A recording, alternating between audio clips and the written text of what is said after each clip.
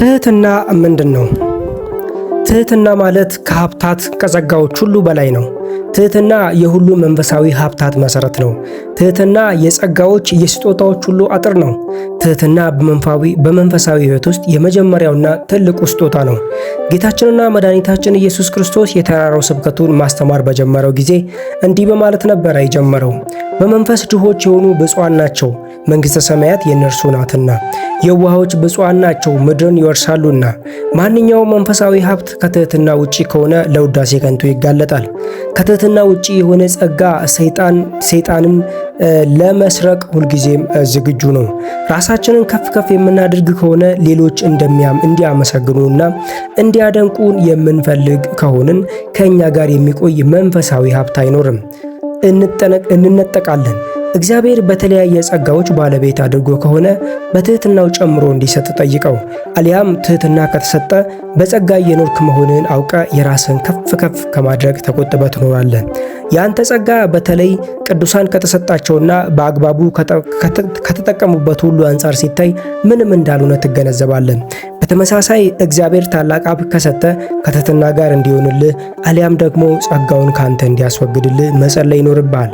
ያለ ትህትና መንፈሳዊ ጸጋ ካንተ ጋር የሚቆይ ከሆነ በእርግጠኝነት በጠላታችን ሰይጣን አገዛዝ ስር ትወድቃለህ። እግዚአብሔር ለትሑታን ጸጋውን ያበዛላቸዋል። እነዚህ ሰዎች የሚሰጣቸው ጸጋ ሁሉ እንደማይጎዳቸው ያውቃል። መለኮት ጥንት ገንዘቡ ያልነበረ የሰውን ሥጋ ገንዘብ አድርጎ አዳምን ያድነው ዘንድ በወደደ ጊዜ በታላቅ ክብር የኖረች ነገር ግን ራሷን ያዋረደች ልጃገረድን መረጠ።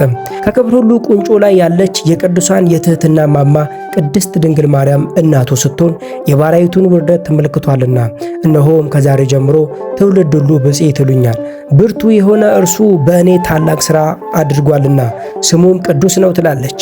መጽሐፍ ቅዱስ እንደተናገረው እግዚአብሔር ለትሑታን ምስጢሩን ሁሉ ይገልጥላቸዋል፣ ጸጋውንም ያበዛላቸዋል። ነገር ግን ጸጋን አብልጦ ይሰጣል። እግዚአብሔር ለትሑታን ክብርን ባበዛላቸው መጠን እነርሱ ደግሞ ትህትናቸውን ይጨምራሉ። ነፍሳቸውም የበለጠ ወደ እግዚአብሔር ትቀርባለች፣ በጸጋ ላይ ጸጋንም ትጨምራለች። ከቅዱሳን አንዱ ሰይጣንን በትህትናው ሲዋጋው ኖረ። ትህትና ያሸነፈው ሰይጣን በድጋሚ መጣና አባታችን አንተ እኮ ትሑት ነህ አለው። ያም አባት እኔ ትሑት አይደለም በማለት በድርብ ትህትና ሰይጣንን አሸንፎታል። በመዝሙር እግዚአብሔር መንፈሳቸው ለተሰበረ ለትሑታን ቅርብ እንደሆነ ተጽፏል። መድኃኒታችን ራሱ እኔ ትሑት ነኝና እናንተም ትሑታን ሁኑ ብሎ አስተምሯል።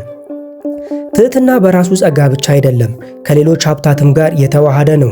ትህትና ጥሬ የያዘ ጆንያ የተሰፋበትን ክር ይመስላል። ክሩ ከተበጠሰ ወይም ጆንያው በክሩ ካልተሰፋ ጥሬው እንደሚፈሰው ሁሉ በትህትና ያልተያዘ ጸጋ ጉዳቱ ብዙ ነው። ማንኛውም ጸጋ በትህትና ካልተያዘ እንደ ጸጋ አይቆጠርም።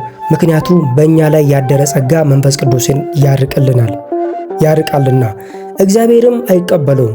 ትህትና የሁሉም ጸጋዎች መሰረትና ከውዳሴ ከንቱ የሚጠብቅ ቅጥር ነው የምንለው ለዚህ ነው። የሁሉም ጸጋዎች ባለቤት የሆነው ጌታችን መድኃኒታችን ኢየሱስ ክርስቶስ ቅዱሳን ሐዋርያት እርሱን እንዲመስሉ ትህትናን በተግባር አስተምሯቸዋል። ቀንበሬ በላያችሁ ተሸከሙ፣ ከእኔም ተማሩ፣ እኔ የዋህ በልቤም ትሑት ነኝና ለነፍሳችሁም ዕረፍት ታገኛላችሁ። ቀንበሬ ልዝብ ሸክሜም ቀላል ነው በማለት በማቴዎስ ወንጌል ምዕራፍ 11 ከቁጥር 29 ላይ አስተምሯቸዋል። ሁሉንም ነገር ከእርሱ መማር የሚገባን ሆኖ ነገር ግን በበለጠ የዋህነትና ትህትናን ከእርሱ እንድንማር ተናግሯል። ይህንን የመድኃኒታችን ትህትና ሐዋርያው ቅዱስ ጳውሎስ ያስረዳ፣ ነገር ግን እያንዳንዱ ባልንጀራው ከእርሱ ይልቅ እንዲሻል በትህትና ይቁጠር፣ እያንዳንዱ ለራሱ የሚጠቅመውን አይመልከት፣ ደግሞም ለባልንጀራው እንጂ። በክርስቶስ ኢየሱስ የነበረ ይህ ሐሳብ በእናንተ ዘንድ ደግሞ ይሁን ይላል ለፊልጵስዩስ ሰዎች በጻፈው መልእክቱ በምዕራፍ 2 ከቁጥር 4። ዕውቀትን፣ ጥበብን፣ ደግነትን፣ አርምሞን፣ አገልግሎትን፣ ጥንካሬን፣ ጠላቶቻችን መውደድ ወዘተ ከእኔ ተማሩ ማለት ይችል ነበረ ክርስቶስ። ነገር ግን የዋህነትንና ትህትናን ላይ ብቻ ለምን ትኩረት አደረገ ብንል እነዚህ ሁለት ጸጋዎች በጣም ጠቃሚና የጸጋዎች ሁሉ ቁንጮ ቢሆኑ አይደለምን? እንጨት ተሰብስቦ ለሸክም እንዲመች የሺህ ፍልጥ ማሰሪያ ልጥ እንዲሉ ማሰሪያ ገመድ እንደሚያስፈልገው ሁሉ ትህትና የመንፈሳዊ ሀብታት ሁሉ ማሰሪያ ነው። ያለ ትህትና ልንሸከመው የምንችለው አንዳች አገልግሎት የለም። ትህትና በአባቶች ሕይወትና ትምህርት ቀዳሚውን ስፍራ ይዞ ይገኛል። ቅዱስ ያዕቆብ እንዲህ ብሏል፣ ስለ ትህትና ማስተማር እፈልጋለሁ፣ ደግሞ እፈራለሁ። ስለ እግዚአብሔር ለመናገር እንደሚፈራ ሰው እመስላለሁ። ምክንያቱም ትህትና መለኮት ሰው ሆኖ በምድር ሲገለጥ የተጠቀለለበት መጎናጸፊያ ነውና። ሰው ሆኖ በአጭር ደረት በጠባብ ቁመት የመገለጡ ምስጢር እጅግ አስደናቂ በሆነ በትህትናው ነው። ይህ ሁኔታው ያስደነቀው ነቢዩ ኢሳይያስ ያልተጠባበቅነው የጽድቅ ሥራህን ባደረግክ ጊዜ ወረድክ፣ ተራሮችን በፊትህ ተንቀጠቀጡ ብሏል በኢሳይያስ በትንቢተ ኢሳይያስ ምዕራፍ 64 ከቁጥር 4 ላይ። ሰይጣን ትሑት ሰው ሲያይ የሚፈራው በትሑት ሰው ውስጥ የፈጠረውንና በትህትና ያሸነፈውን እግዚአብሔርን ስለሚያየው ነው። ለትህትና የሚናገሩ ቃላት ሁሉ ምን ያህል የተደነቁ ናቸው! ትህትና ሰይጣን እንዲገዛ ያደርገዋል። ይህ በታላቁ አባት አባ መቃርዮስ ሕይወት ግልጽ ሆኖ እናገኘዋለን። ሰይጣን ተገልጾ አባ መቃርዮስን እንዲህ አለው፣ ከአንተ መራቅ እፈልጋለሁ። መቃርዮስ፣ እኛ ማድረግ የማንችለው ነገር ግን አንተ የምታደርገው ምንድን ነው? አንተ ትጾማለህ፣ እኔም እንዳንተ አልበላም። ነቅተህ ትጠብቃለህ፣ እኔም አልተኛም። አንተ በበረሃ ብቻህን ትኖራለህ፣ እኔም እንዳንተ አደርጋለሁ። ነገር ግን በአንድ ነገር ብቻ አሸነፍከኝ አለው። አባ መቃርዮስም በምን እንዳሸነፈው እንዲነግረው ሰይጣንን ጠየቀው። ሰይጣንም በትህትና አሸነፍከኝ አለው። ይህ ግልጽ ነው። ሰይጣን በፍጹም ትሑት መሆን አይችልም። ሁልጊዜም ለራሱ ክብር ይሰጣል። ለዚህም ነው ትህትና ሰይጣንን የሚያሸንፈው። ሰይጣን ገንዘቡ ማድረግ የማይችለውን ትህትና ቅዱሳን ገንዘባቸው አድርገዋል። የሚያምኑት ከማያምኑት ወገኖች፣ የእግዚአብሔር የሆኑ ወገኖች የእግዚአብሔር ካልሆኑ የሚለያቸው ጥበብ ይሄ ነው። የትህትና ሕይወት በታላቁ አባት በአባ እንጦንስም ተገልጿል። የታላቅ አባት ዓለም በሰይጣን መረብ ተተብትቦ ይመለከታል። በእግዚአብሔርም ፊት ተንበርክኮ እንዲህ ብሎ ጠየቀ፣ ጌታ ሆይ ከዚህ መረብ ማምለጥ የሚቻለው ማን ነው አለው። በሰማይም ድምፅ ተሰማ፣ እንዲህም አለው፣ ትሑት የሆነ ሰው እርሱ ያመልጣል አለው። ትሑት ሰው ሰይጣን ከዘረጋው መረብ እንዴት ሊያመልጥ ይችላል ብለው ምናልባት ሰዎች ይጠይቁ ይሆናል። ትሑት ሰው ሁልጊዜ በራሱ አቅም እንደሌለው ያምናል፣ በእግዚአብሔርም ኃይልም ይታመናል። በመሆኑም የእግዚአብሔር ኃይል ይረዳዋል፣ ከሰይጣን መረብ ሁሉ ይጠብቀዋል። ይህ እንግዲህ አዋቂ ነኝ ብሎ በእውቀቱ የሚታመን፣ ጠንካራ ነኝ ብሎ በጥንካሬው ከሚታመን፣ ጻድቅ ነኝ ብሎ በጻድቅነቱ ከሚታመን ሁሉ ርቆ መገኘት ነው። ራስንም መካድ ነው።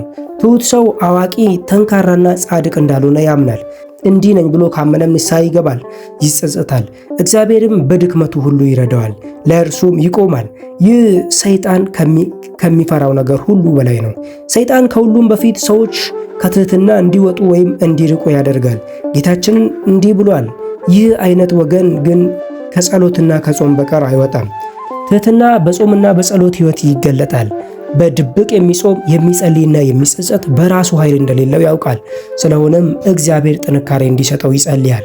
ሰይጣንን የሚያወጣበት ኃይል መንፈስ ቢሰጠው ሰይጣንን ካወጣ ወይም እንዲርቅ ካደረገ ራሱ እንዳወጣው ወይም እንዳራቀው አድርጎ ራሱን አያመሰግንም።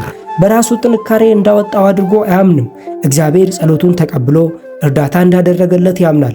እውነተኛ ጾም ማለት የሰው ልጅ ራሱን በእግዚአብሔር ፊት የሚያዋርድበትና ዝቅ የሚያደርግበት እንዲሁም ደካማ እንደሆነ የሚያስብበት የነፍስንም ስብራት የሚጠግንበት ነው። በትህትና ምክንያት ሰይጣን ቅዱስ እንጦንስን ሊቀርበው አልቻለም።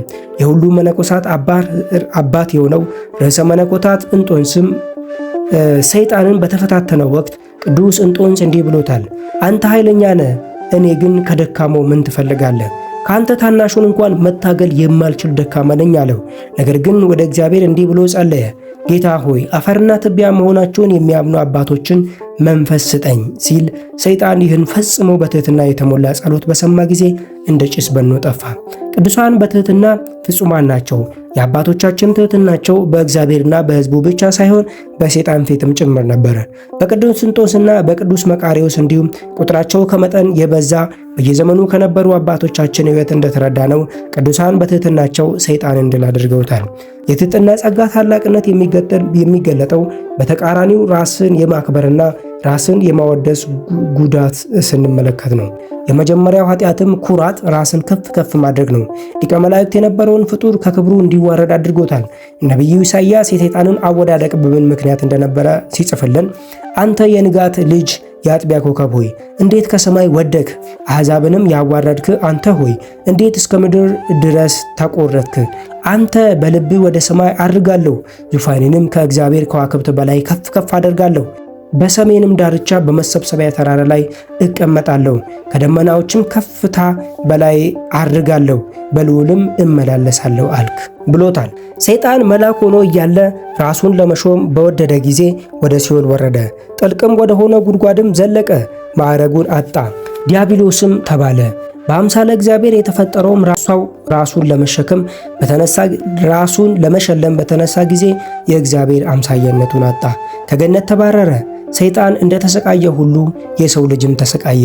በጣም ከባዱ ነገር ራሳችንን ከፍ ባደረግን ጊዜ እግዚአብሔር በእኛ ላይ ይነሳል። እግዚአብሔር ለመንግስቱ ቀናኢ ነው። እግዚአብሔር ትዕቢተኞችን ይቃወማል እንደሚል እግዚአብሔር የሚቃወማቸው ሰዎች መጨረሻቸው ምን እንደሆነ ግን እናውቃለን። አንቺስ እግዚአብሔር እንዲቃወምህ ትፈልጋለህ? ራስህን በትዕቢት ማጋለጥ ትፈልጋለህ? ነቢዩ ኢሳይያስ በተናገረው ቃል እንፍራ ይሆን? የሰራዊት ጌታ እግዚአብሔር ቀን በትዕቢተኞችና በኩራተኞች ሁሉ ላይ ከፍ ባለውም ላይ ይኖራል። እርሱም ይዋረዳል። ደግሞም በረጅሙ ከፍ ባለው በሊባኖስ ዝግባ ሁሉ ላይ፣ በባሳንም ዛፍ ሁሉ ላይ፣ በረጅሙም ተራራ ሁሉ ላይ፣ ከፍ ባለውም ኮረብታ ሁሉ ላይ፣ በረጅሙም ግንብ ሁሉ ላይ፣ በተመሸገውም ቅጥር ሁሉ ላይ፣ በተርሴስም መርከብ ሁሉ ላይ፣ በሚያምኑም ጣዖታት ሁሉ ላይ ይሆናል። ሰውም ሁሉ ይዋረዳል፣ የሰውም ኩራት ይወድቃል። በዚያን ቀን እግዚአብሔር ብቻ ከፍ ይላል፣ ጣዖታቱም ሁሉ ፈጽመው ይጠፋሉ ይላል። ወስብሐት ለእግዚአብሔር ወለወላዲቱ ድንግል ወለመስቀሉ ክቡር። ይቆየን።